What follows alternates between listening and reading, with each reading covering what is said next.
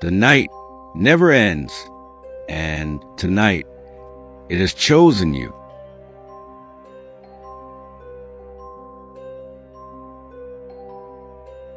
You are no longer safe in your warm bed. You are standing in the frozen forest of Silesia, 1743, inside a nameless stone monastery hidden between two hills. You are 7 years old, and the world you thought you knew has already died. This is not the age of enlightenment they preach in Paris.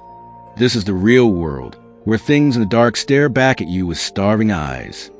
Vampires are not romantic nobles in velvet capes. They are parasites.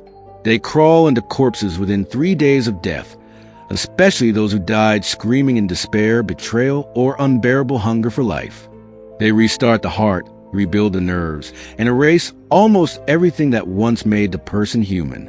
What remains is secondary to one thing only: the hunger. A young vampire still looks almost human, gray skin like wet clay, black veins crawling beneath the surface, eyes with no pupils at night. Their body is ice cold even in summer. They do not tire. They do not stop. One casual backhand can snap an adult's wrist like dry kindling. An old vampire, over 100 years, is something far worse. The jaw unhinges like a serpent. The fingers stretch into claws harder than iron. Some lose human speech entirely and emit only a low-frequency rumble that horses can hear from half a mile away. And the ancient ones, the ones older than 500 years, they are no longer creatures. They are something else entirely. They thrive in Eastern Europe, Transylvania, Silesia, Wallachia, Serbia, land soaked in endless war where corpses are left unburied and rotting. But they also haunt the cellars beneath Paris, the docks of Rotterdam, and the deep forests of Bavaria. They follow war and famine like vultures follow armies. Sunlight does not kill them instantly. It burns them alive, layer by layer, in excruciating agony. A wooden stake does not destroy them, but pins them in place, disrupting their unholy blood mechanism, leaving them helpless until it is removed. Silver reacts violently with the parasite, and decapitation is the only certain way. If you can get close enough to something that moves twice as fast as a cat and feels no pain, this is the world you've been born into.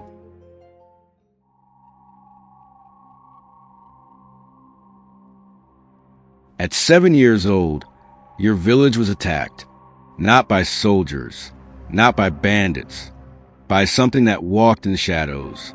17 people died in 3 nights. Their bodies lay peaceful, faces calm as if sleeping, except for 2 small puncture wounds on the neck and skin drained bone white. You survived only because you slept in the grain shed that night. The walls were smeared with garlic to keep rats away. You heard scratching at the door, then silence. The next morning, a man in a plain black cloak arrived. No church insignia, no ordinary priest. He looked at you sitting beside your mother's corpse, not crying, just staring, and said the words that would seal your fate. This one will not run. That is the only requirement of the Ordo Malleus, the Hammer Order. Not courage, not strength, simply the rare, terrifying gift of refusing to flee when every instinct in your body screams at you to run.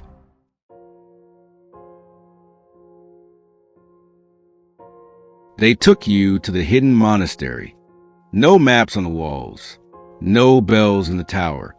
20 other children with no real names. Names are weaknesses. They can be used against you. 4 brutal years they trained you. Year 1, body, not to become stronger than a vampire. That is impossible, but to survive the 40 seconds a real fight usually lasts. Year 2, architecture. You learn to read buildings like maps. Vampires love damp, dark places with multiple escape routes, especially the cellars beneath churches. Year 3, weapons, short silver blades. Long swords are a death sentence in tight spaces. Crucifixes designed to break bones, not a prey. Concentrated garlic oil in glass vials, thrown like grenades. holy water, is actually acid, blessed to hide its true nature. Year 4, the mind. This is where most children break or go mad. Old vampires can flood your senses with hallucinations. They make you see your dead mother reaching for you. They make you hear your father's voice calling your name. It is not magic. It is chemistry, a weapon evolved over centuries to exploit human emotion. The only defense? Seal your nose with beeswax. Mark the walls. And most important, build the wall. Feel nothing. Connect to nothing. Because their power feeds on your feelings. No emotions to latch onto. No power.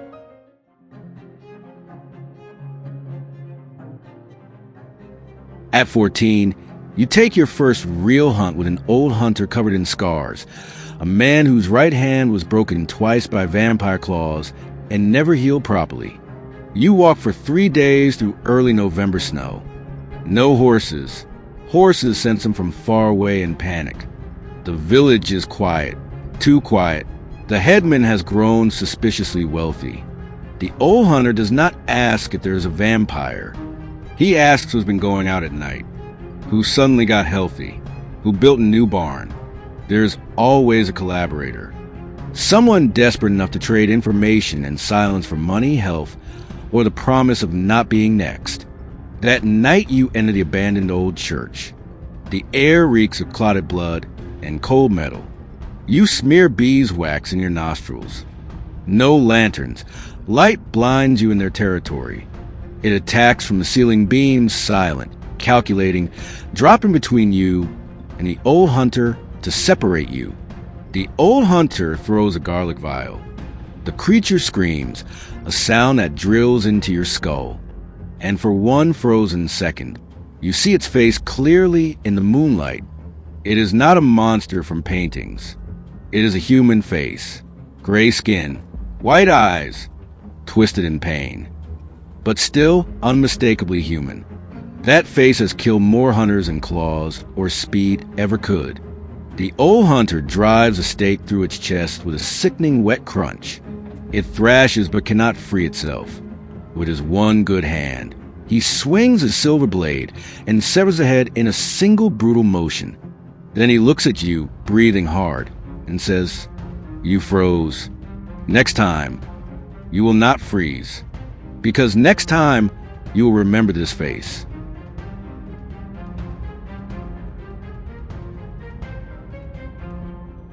Years pass in blood and darkness. Your first mentor dies, not from a vampire, but from infection in an old wound. A slow, ugly death in a small monastery room. The kind of death that hurts worse than any battle. You work with a mercenary who believes in nothing, not God, not the Order, not even evil. Only coin. Strangely, his lack of faith makes him steadier than most believers. He teaches you the lesson the Order never writes in its books. You survive this life not by killing the most, but by knowing exactly when to run. At 23, you meet a nobleman who wants the Order to capture an ancient vampire alive. He wants to study it, talk to it. He believes enlightenment can understand and learn from such creatures. The priest refuses. 6 months later, the nobleman is found dead in his sleep. His son discovers hidden journals in the wine cellar, records of secret conversations with something that should never have been spoken to. You learn the hardest truth. The oldest vampires are not stupid. They do not always kill immediately. Sometimes they play.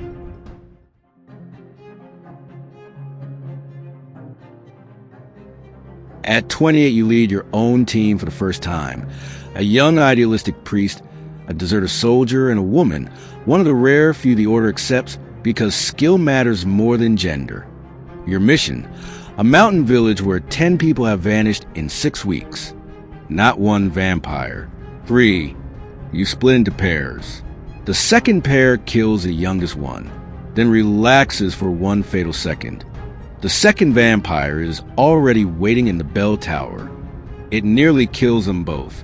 You and the woman arrive to chaos, garlic oil exploding, silver flashing, screams echoing in stone. The priest survives, but he never hunts again. He returns to a quiet monastery far from the darkness. The order does not blame him. Knowing your limit is not cowardice. The priest says, forcing yourself beyond it is stupidity. We need survivors more than we need heroes.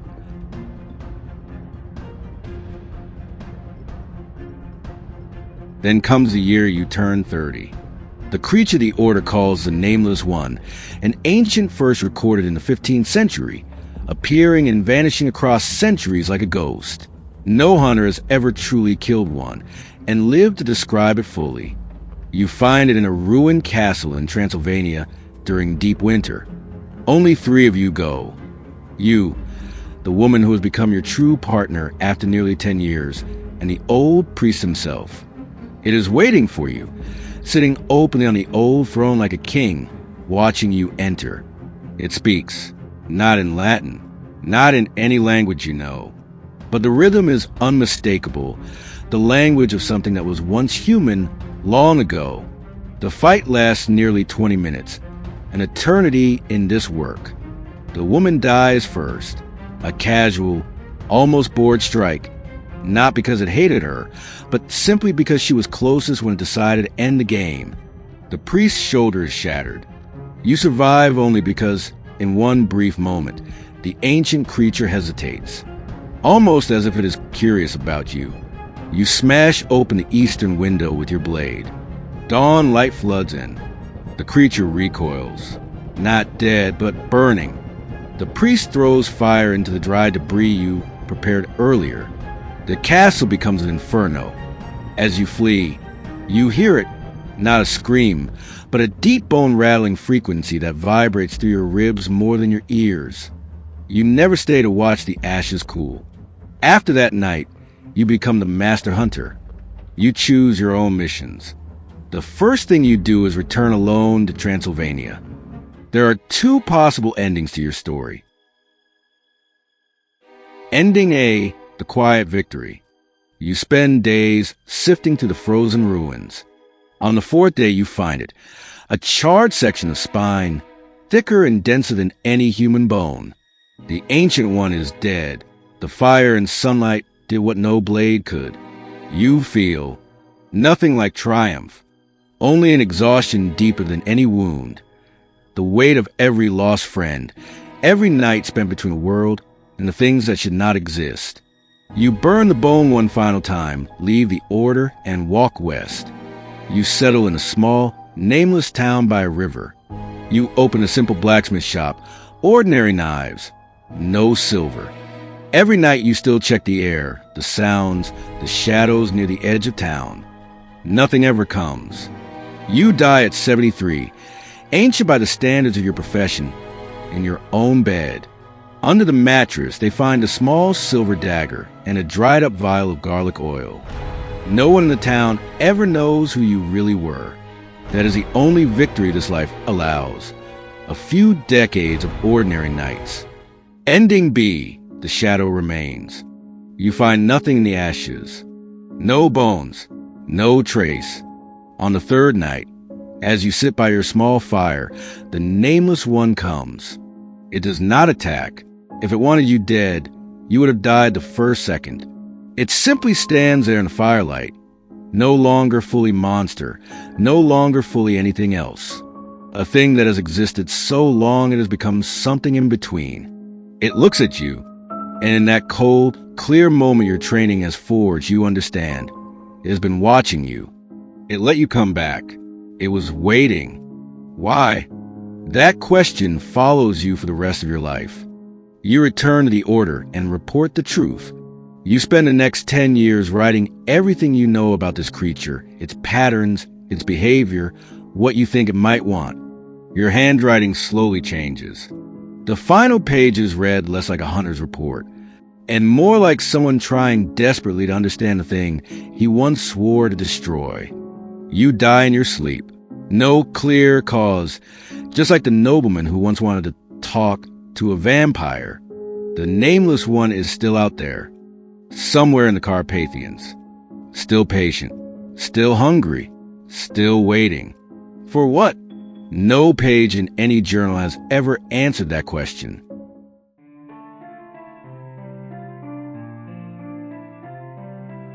You were never a hero. You were simply one of the few who refused to run when every fiber of human nature demanded it. The night does not end. It only waits. And some people choose to walk into it, so the rest of the world can keep pretending it is safe. Now, before you sleep tonight, check the window once more, just to be sure.